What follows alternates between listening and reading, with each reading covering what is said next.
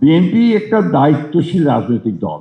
আমরা শহীদ প্রেসিডেন্ট জিয়া রহমানের হাতে তৈরি এই দল, এবং শহীদ প্রেসিডেন্ট জিয়া রহমান সাহেবের যে মূল বিষয়গুলো ছিল যে তিনি কথা বলতেন কম, কাজ করতেন বেশি। এবং আপনারা খুব ভালো করেই জানেন যে একটা পুরোপুরি একদলীয় শাসন ব্যবস্থা থেকে বহুদলীয় গণতন্ত্রে নিয়ে এসে এবং একটা ক্লোজড ইকোনমিকে ওপেন ইকোনমিতে নিয়ে আসার ব্যাপারে তার ভূমিকাটা ছিল সবচেয়ে লক্ষণীয়। এবং আমরা তখন থেকে যেটা লক্ষ্য করেছি যে বিএনপিকে তিনি সেইভাবেই গড়ে তোলার চেষ্টা করেছিলেন। এবং আপনারা যেটা খুব সবাই বলেছেন যে আপনি যদি বিএনপির রেকর্ড দেখেন অতীতে প্রত্যেকটি সময় যখনই বিএনপি ক্ষমতায় এসেছে, রাজনীতি দেশ পরিচালনার দায়িত্ব পেয়েছে, সবচেয়ে বেশি গুরুত্ব দিয়েছে অর্থনীতিকে, এবং অর্থনীতি সবচেয়ে সচল থেকেছে।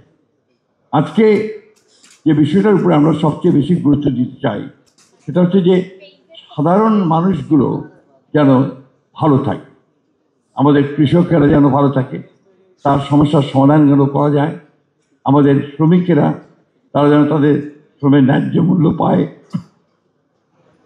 এবং অর্থনীতিতে যেন একটা স্টেবিলিটি, একটা স্থিতি অবস্থা থাকে, এবং ম্যাক্রো ইকোনমিক্সটা যেন শক্তভাবে দাঁড়ায়। এটা হচ্ছে সামগ্রিকভাবে আমরা জিনিসটাকে সেভাবে দেখি।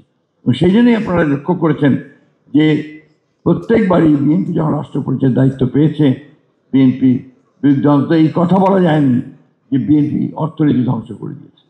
বিএনপি অর্থনীতিকে সচল করেছে, এবং এমনও বলা হয়েছে যে ইমার্জিং টাইগার আপনার বলা হয়েছে বাংলাদেশকে। এটা হচ্ছে যে তখন এই কারণে এখন যেমন কৌশল যে কথাগুলো বললেন, যে বিষয়গুলো নিয়ে আপনাদের সাথে কথা বললেন, এই বিষয়গুলো বাংলাদেশে এখন সবচেয়ে বড় প্রবলেম। আমি ব্যক্তিগতভাবে মনে করি যে বাংলাদেশে ব্যবসায়ীদের ব্যাপারে আসলে চিন্তাভাবনাটাও পরিবর্তন করা দরকার। এখানে সম্ভবত ডক্টর ইনামুল হক সাহেব এই কথা বলেছেন যে চোর ধরা ব্যাপারটা না থেকে এখানে ট্রাস্টের ব্যাপারটা খুব ইম্পর্টেন্ট।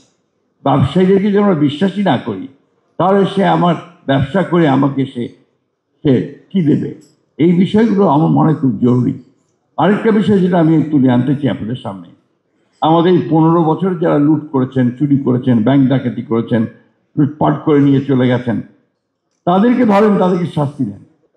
তাদের যে ইন্ডাস্ট্রিগুলো আছে, তাদের যে শিল্প কলকারখানা আছে, সেগুলো যে হাজার হাজার মানুষ কাজ করছে, সেগুলো বন্ধ করে দিয়ে যে 14 লক্ষ বেকার হয়ে গেছে শুনলাম কিছুদিন আগে, তারা যাবে কোথায়? এই বেকারত্বটা আমরা সৃষ্টি করছি কেন? আমি মনে করি বিষয়টা আমাদেরকে আবারও ভেবে দেখা উচিত। এই কারখানাগুলোকে আমরা কিভাবে চালু করতে পারি, এই প্রতিষ্ঠানগুলোকে আমরা কিভাবে এই মানুষগুলোর কর্মসংস্থানের সৃষ্টি করতে পারি, সেটা আমাদের দেখা দরকার। 1975 সালে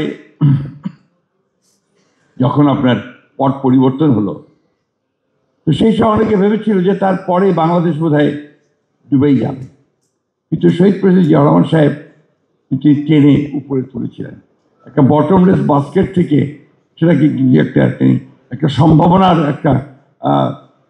একটা জনপদ তৈরি করতে সক্ষম হয়েছিলেন।